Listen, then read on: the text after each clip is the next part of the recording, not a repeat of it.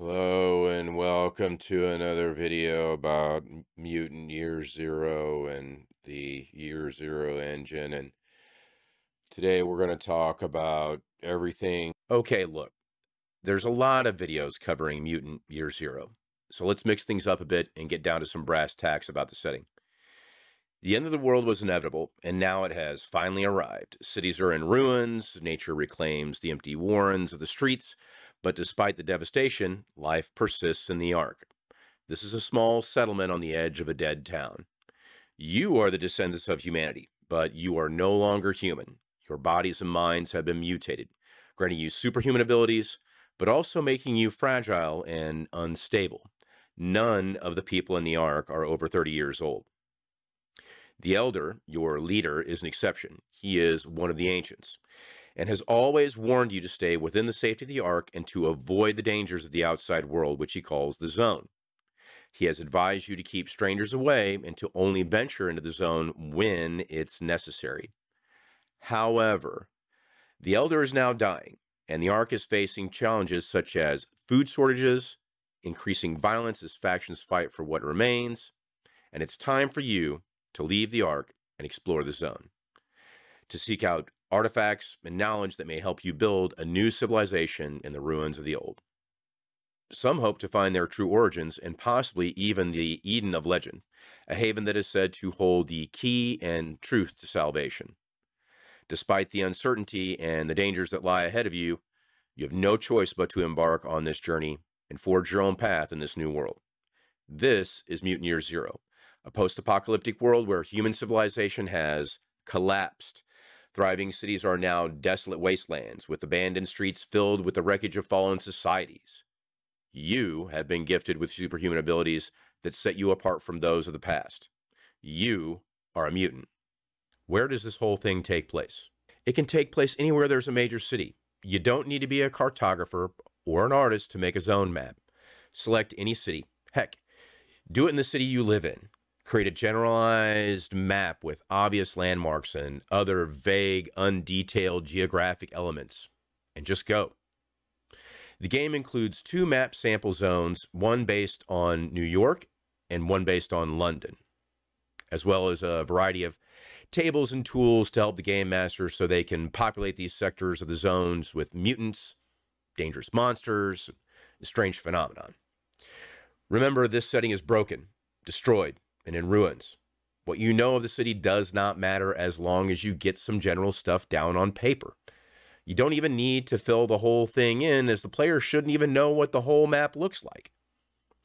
Something you could use, though, to help you emphasize the unknown of the zone is one of those giant graph paper pads. Let's talk about the Ark. The Ark serves as your home in a world that is just emerging from a great apocalypse.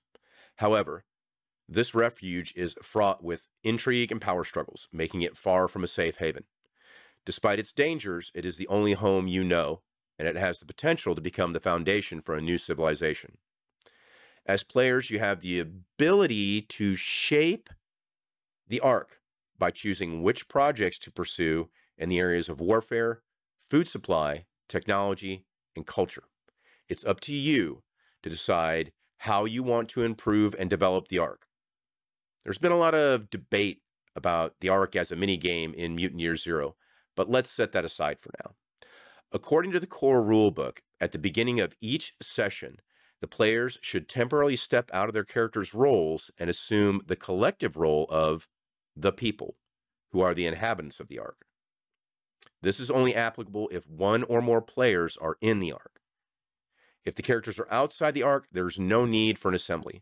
Once a project is started, the characters or a character must remain in the Ark in order to keep it going. At our table, we struggled with the question of whether to have all the characters stay in the Ark or only one character with the best chance of successfully completing the project. We also consider the possibility of all the characters staying in the Ark and speeding up the time before moving on. Splitting up the party in any role-playing game can have negative consequences, and this is also true of Mutant Year Zero. Ultimately, we decided to abandon the idea that any character had to remain in the Ark, but we still kept the assembly in place when deciding on projects. We made the necessary rolls to work on the project, and then did whatever else was on our minds if the characters were leaving the Ark. This also made sense when sabotage events occurred, as someone in the Ark had ulterior motives after the characters left. Why such a focus on the Ark? The default setting of the game is one of survival, not just for the individual characters, but also for the community as a whole. The zone is a dangerous place, and if the Ark is lost and the characters are forced to wander the zone, the survival aspect of the game should ramp up. This could happen due to sabotage, conflict with other inhabitants of the zone, or the death of the Ark's inhabitants. Without the protection and resources provided by the Ark, the characters will have to rely on their own skills and resources to survive in the harsh environment.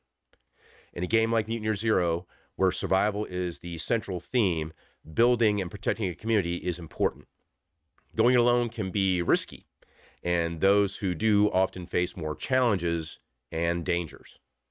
Therefore, it's important to treat the Ark as if it is essential to the character's well-being. After all, the Ancient has tasked you with protecting it. If you lose the Ark and happen upon another one in the zone, it's likely that its inhabitants will be wary and may not be willing to share the resources going into the zone. Characters will often venture beyond the Ark into the wastelands known as the zone. In this treacherous environment, you will search for vital resources such as food, artifacts, and other mutants, and possibly seek out the knowledge of the origins of the people. When I ran my first few sessions of Mutant, I followed the core book and the Game Master screen in building zones. If the players don't mind this old school way of building the world as you go, that's fine. Keep in mind that the process has several steps, and if there is a need to look up any information due to an event, something in the environment, or inhabitants, it's a lengthy process. I've listed several resources in the video's description below to assist in developing a zone, and a few other random elements you might need or find interesting getting around the zone. Let's talk about the Stalker. The Stalker is a character archetype in Mutant Year Zero that is highly knowledgeable about the zone due to their frequent excursions into it. The Find the Path specialist skill is central to the Stalker archetype, and not having a Stalker in the group can be disadvantageous. However, it is important to remember that in the game, each character is specialized and cannot do everything. This encourages interdependence and cooperation within the group, as each character contributes to the group's survival in their own unique way. The Know the Zone skill, which is available to other character types, represents a broader general knowledge of the zone, while Find the Path is a skill that represents the first-hand experience of living and surviving in it. The basic premise of the game is survival, and the specialized skills of each character in play is crucial for each role in achieving that goal. Do you need to have one? A Stalker? Yes. If you play by the rules as written, you won't get very far without one. Some players may not like the idea of having a particular character archetype as a necessary part of playing in order to play the game. While it's possible to modify the rules and change this aspect of the game to suit your group's preferences, I would caution against it.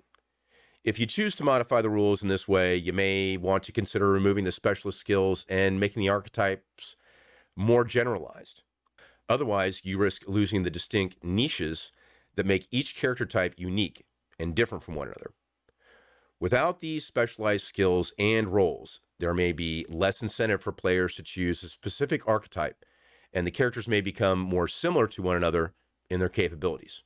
Time and travel. Exploring a zone, which is typically a ruined cityscape with a complex network of rubble and debris, takes about 4 hours during the day. At night, this exploration time doubles, and the risk of encountering something hostile increases. This is one of the necessary reasons for having a Stalker in the party and why the Stalker is so valuable. The Find the Path skill allows the Stalker to use stunts that provide extra information and more options during exploration of a zone. Geez, the Stalker thing keeps coming up. While having a Stalker in the group is often helpful in Mutant Year Zero, it is not strictly necessary. If you choose not to include a Stalker, or if the stalker character is killed, there are several ways to compensate for their absence. Option 1 is to use the Know the Zone or Comprehend skills to gather information about a zone and its inhabitants. However, these skills are more generalized in nature and may not provide as much detail or insight as the specialized Find the Path skill. This means that rolls resulting in stunts, multiple successes, become more necessary to obtain additional information, which will increase the frequency of pushed rolls and raise the stakes of the game. Another consideration is that without the expertise of a stalker, the party may be more likely to take the least direct or safest route through a zone. This can lead to a dangerous path when exploring or seeking out artifacts, thus reducing the chance of discovering valuable resources or gaining useful information about the zone. Finally, not having a stalker will increase the tension and survival element of the game, as the party will rely more on their own instincts and resources to navigate the dangerous environment of the zone. This can add an extra layer of challenge to the excitement of the game. Look, you know this environment, okay?